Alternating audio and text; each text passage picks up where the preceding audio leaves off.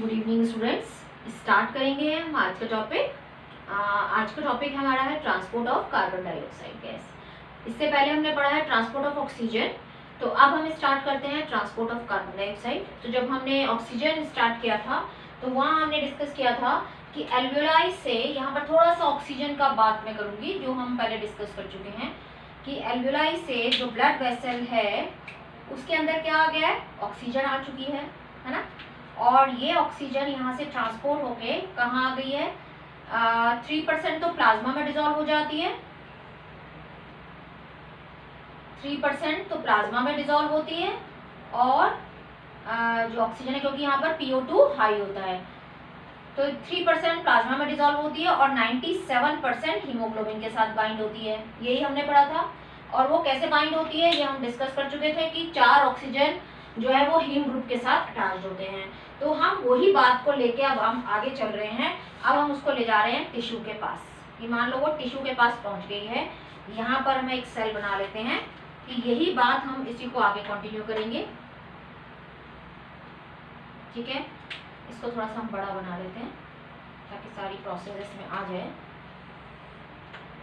ये blood vessel का part है और यहाँ पर से ये 97% हीमोग्लोबिन के साथ जो है वो ऑक्सीजन बाइंड हुई है। किसमें, हीम ग्रुप के साथ। आपको अगर याद हो तो ये 4 हीम ग्रुप होते हैं इसमें, जिसमें आयरन होता है, ठीक है, और 4 ग्लोबिन चेन होती हैं, 2 अल्फा 2 बीटा, और इसके साथ ऑक्सीजन बाइंड होती है आयरन के साथ। ठीक है, 4 ऑक्सीजन के मॉलिक्यूल बाइंड होते हैं आयरन पार्ट के साथ। तो ये एज ए ऑक्सी हीमोग्लोबिन यहाँ से एल्वियोलाई से होती हुई टिश्यू के पास जाती है।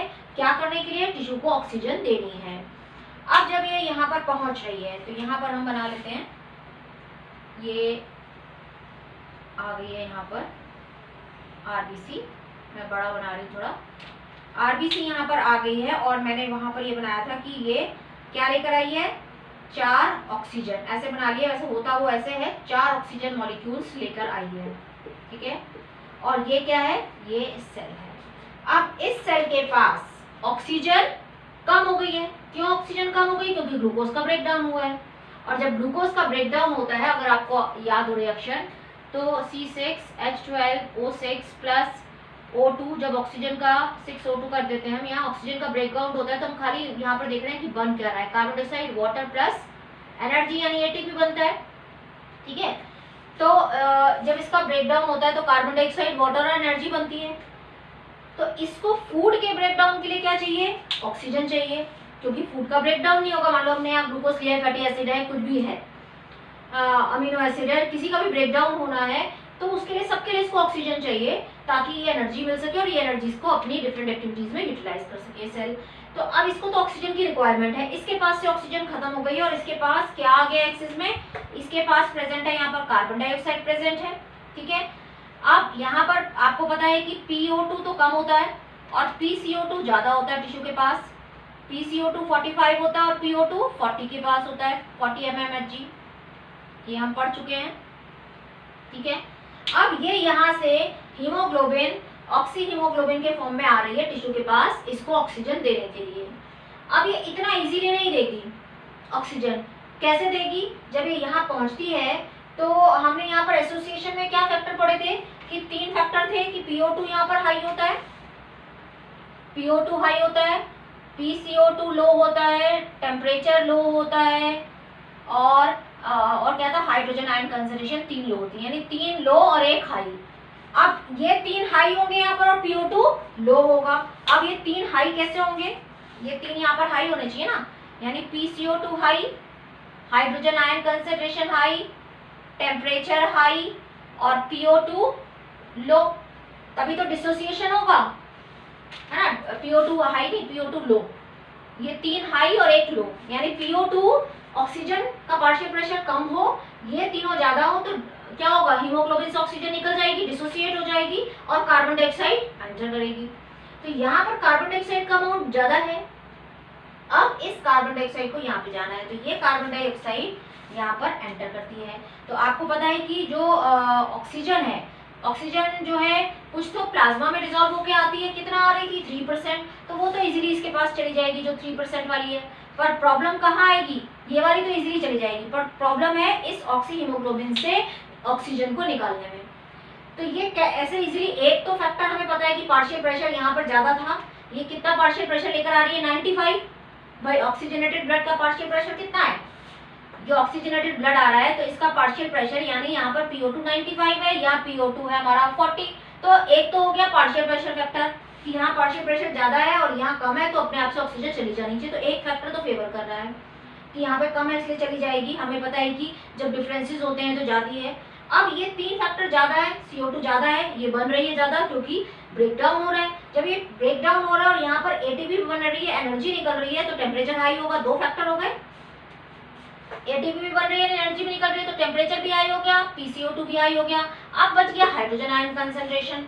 तो अब ये कार्बन डाइऑक्साइड, पहले हम कार्बन डाइऑक्साइड की बात कर लें, तो ये कार्बन डाइऑक्साइड क्या करेगी, कुछ तो जाकर के जो है वो प्लाज्मा में, पहले तो प्लाज्मा की बात कर लें क्योंकि carbon dioxide 20 to 25 time more soluble than oxygen, क्योंकि ऑक्सीजन तो 3% ही डिसॉल्व हो गई प्लाज्मा में, पर कार्बन डाइऑक्साइड 7% प्लाज्मा में डिसॉल्व हो जाती है। 7% किसमें डिसॉल्व हो गई, प्लाज्मा में। अब बची कितना, 93%। ये 93% कहाँ पहुंचेगी, आरबीसी के अंदर। उसमें से भी ये जो आ रहा था, यहाँ पर मैं ये बता रही थी ना कि एक ही देगा, यहाँ पर मैं आपको वैसे ही स्ट्रक्चर बना देती हूँ क्योंकि ये किसके साथ जुड़ेगी आपको ये भी पता होना चाहिए, तो हम वही बना लेते हैं, ये वाला स्ट्रक्चर। और इसके पास 4 ग्लोबिन चेन है, ठीक है, यहाँ हीम पार्ट है जिसके साथ ऑक्सीजन अटैच्ड है, ठीक है। अब ये 93% है, इस 93% में से 20 to 25%, 20 से 25% जाके तो जुड़ेगी इस हीमोग्लोबिन के साथ, और हीमोग्लोबिन में भी किसके साथ जुड़ेगी जाके, ग्लोबिन चेन के साथ, ग्लोबिन के अमीनो ग्रुप में।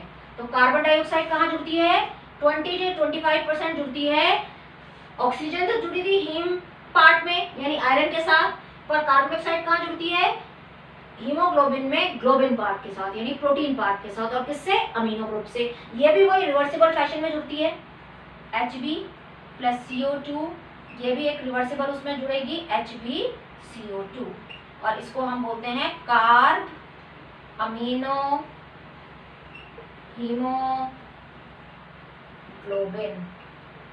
कार्ब अमीनो हीमोग्लोबिन क्यों बोल रहे हैं कार्ब, क्योंकि कार्बन डाइऑक्साइड जुड़ रही है, किससे जुड़ रही है, अमीनो ग्रुप से जुड़ रही है, किसके, हीमोग्लोबिन के। कौन से पार्ट से, ग्लोबिन पार्ट से, क्योंकि हीम पार्ट से तो ऑक्सीजन जुड़ी है, ग्लोबिन पार्ट से कार्बन डाइऑक्साइड जुड़ेगी, कितना, 20 से 25% तक।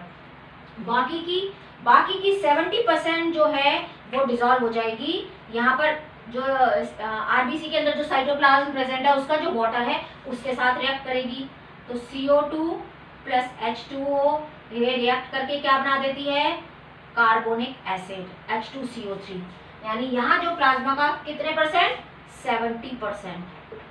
तो 3 हो गए, देखो फर्स्ट हो गया यहाँ पर ये 7% प्लाज्मा में गई, सेकंड हो गया 20 to 25% कैसे जा रही है, कार्बोमिनो हीमोग्लोबिन के फॉर्म में, और थर्ड किसमें, अब ये क्या बनी, जो इसका साइटोप्लाज्म था 70% ये बाइकार्बोनेट के फॉर्म में जाएगी, कार्बन डाइऑक्साइड वाटर के साथ, यानी साइटोप्लाज्म में आरबीसी के जो वाटर प्रेजेंट है उसके साथ रिएक्ट करेगी, बनाएगी बाइकार्बोनेट, और ये रिवर्सिबल प्रोसेस होती है, ठीक है।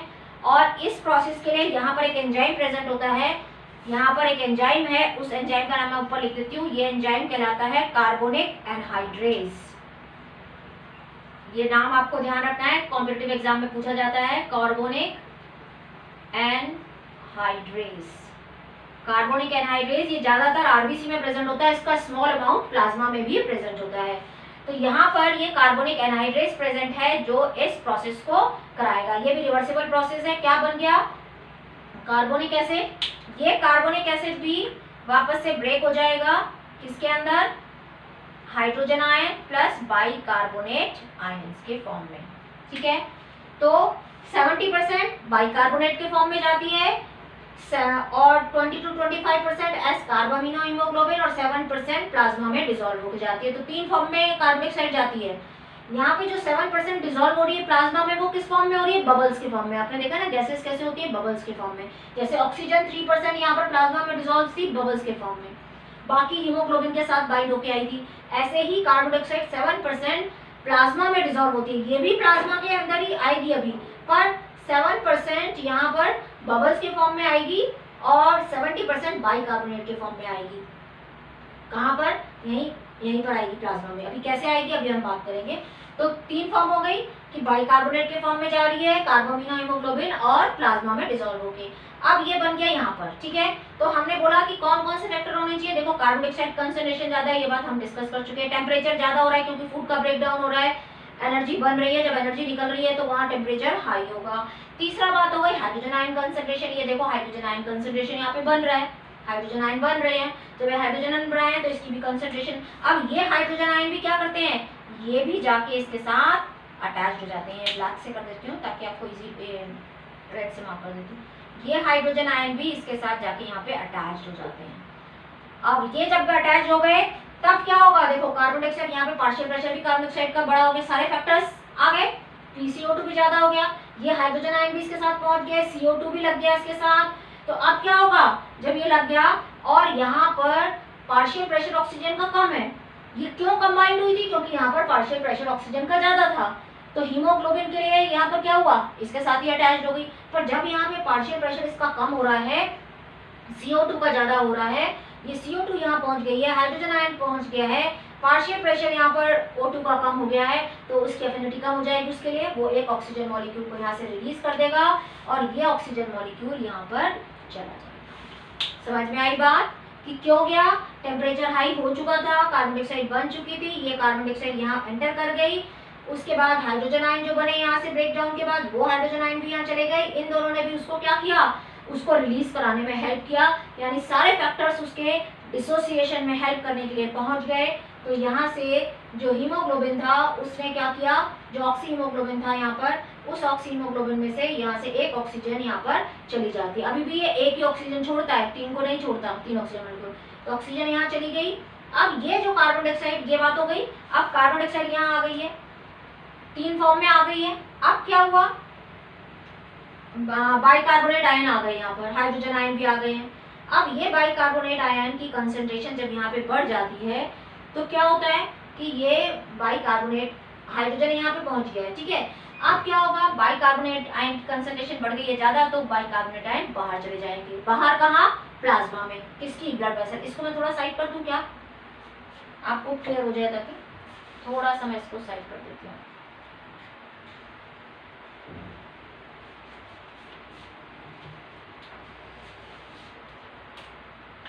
ये वही सेल है, थोड़ा छोटा कर दिया मैंने। यहाँ क्या आ गया था, यहाँ पर एक ऑक्सीजन मॉलिक्यूल आ चुका है, ठीक है, और जो हमारी प्लाज्मा वाली ऑक्सीजन थी वो भी आ गई थी। अब ये जो यहाँ बाहर क्या प्रेजेंट है, बाहर प्रेजेंट है प्लाज्मा, ब्लड वेसल है ना, ये पूरी ब्लड वेसल है, ये पूरी ब्लड वेसल चल रही है, तो यहाँ प्लाज्मा प्रेजेंट है, ये क्या प्रेजेंट है, प्लाज्मा, ब्लड वेसल के अंदर ही हो रहा है। ये किस साइड हो रहा है, ये टिश्यू की साइड, ये कहाँ हो रहा था, लंग्स की साइड। अब ये जो बाइकार्बोनेट आयन है, ये बाइकार्बोनेट आयन नेगेटिव हो गए ना, ये बाइकार्बोनेट आयन क्या होगा, इसकी कंसंट्रेशन जब ज्यादा हो जाएगी, क्योंकि यहाँ से तो कार्बन डाइऑक्साइड आ रही है, जब कार्बन डाइऑक्साइड बार बार प्रोड्यूस हो रही है तो ये प्रोसेस, ये रिएक्शन इस डायरेक्शन में चलेगा। जब कार्बन डाइऑक्साइड बार बार यहाँ ब्रेक डाउन हो रहा है फूड का, ऑक्सीजन इसको मिल रही है, तो ये प्रोसेस इस डायरेक्शन में चलेगी ना, यानी कार्बन डाइऑक्साइड बनेगा, वाटर बनेगा, बाइकार्बोनेट, ये कार्बोनिक एसिड बनेगा, फिर से इसमें हाइड्रोजन आयन और HCO3- बन जाएंगे, यानी बाइकार्बोनेट बन जाएंगे। जब ये रिएक्शन इसी डायरेक्शन में प्रोसीड करेगी तो बाइकार्बोनेट का अमाउंट बढ़ जाएगा, है ना। ये बाइकार्बोनेट का जब अमाउंट बढ़ जाएगा तो ये बाइकार्बोनेट आयन एक प्रोटीन की हेल्प से कहाँ चले जाते हैं, प्लाज्मा में आ जाएंगे, बाइकार्बोनेट प्लाज्मा के अंदर आ जाएंगे। अब क्या हुआ, अब जब ये बाइकार्बोनेट प्लाज्मा में आ जाएंगे तो यहाँ पर तो हाइड्रोजन आयन ही बचेंगे, क्योंकि रिएक्शन तो इसी डायरेक्शन में चल रही है, क्योंकि यहाँ से इसको कार्बन डाइऑक्साइड मिलती जा रही है। तो इम्बैलेंस क्रिएट हो जाएगा कि हाइड्रोजन आयन तो है, न्यूट्रल होना चाहिए, वहां पर बैलेंस रहना चाहिए, तो हाइड्रोजन आयन तो बन रहे पर नेगेटिव आयन नहीं है।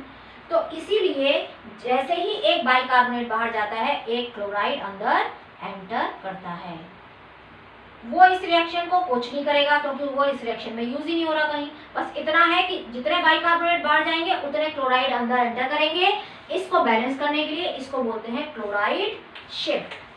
इसको क्या बोलते हैं, क्लोराइड शिफ्ट। याद रखिएगा स्टूडेंट, ये कॉम्पिटिटिव एग्जाम के लिए है। क्लोराइड शिफ्ट कि एक बाइकार्बोनेट बाहर जाएगा तो एक क्लोरीन एंटर करेगा ताकि इसको बैलेंस कर सके, बाकी इस रिएक्शन को कुछ नहीं करेगा, वो रिएक्शन इसी डायरेक्शन में चलती रहेगी। तो ये समझ में आया आपको किस फॉर्म में जा रहा है, ये कैसे कैसे जा रही है और कब जा पा रही है, ये सारी चीजें आपको क्लियर हुई कि यहाँ पर एक तो पार्शियल प्रेशर तो था ही कि ऑक्सीजन का पार्शियल प्रेशर यहाँ कम था इसलिए इसको जाना ही था, पर खाली इतनी आसानी से नहीं जाती। कब जाएगी? जब CO2 एंटर कर रही है, CO2 यहाँ पर अमीनो ग्रुप के साथ जुड़ गई है, हाइड्रोजन आयन कंसंट्रेशन भी आ गए हैं यहाँ पर, तो ये सारे फैक्टर्स जो है इसको फेवर कर रहे हैं डिसोसिएशन में, पार्शियल प्रेशर कम हो गया है तो ये हीमोग्लोबिन उसको ऑक्सीजन को छोड़ेगा और ऑक्सीजन मॉलिक्यूल यहाँ चली जाएगी, प्लाज्मा वाली तो सीधे सीधे चली जाएगी।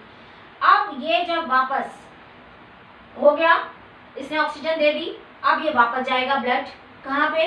हार्ट के पास। तो हार्ट बोलेगा नहीं जी अब तुम वापस अपना ऑक्सीजन लेके जाओ, वापस से लंग के पास जाओ, ऑक्सीजन लो तब आओ। तो अब ये वापस जाएगा, अगर ये प्रोसेस वापस जाएगी कहाँ पर? लंग्स के पास। तब क्या होगा? इसको मैं इधर बना लूं, ये तो आपको क्लियर हो गया होगा।